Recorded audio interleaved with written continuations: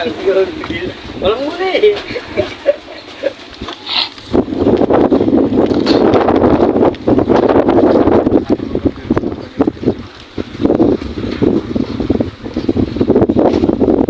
Kahirap ng tubig dito. Ang tubig ka mo dyan.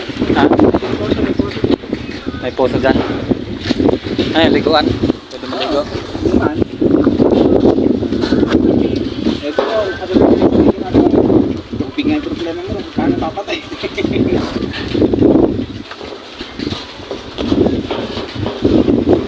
Alamig sa tubig. Saan? Sa ano, kanal?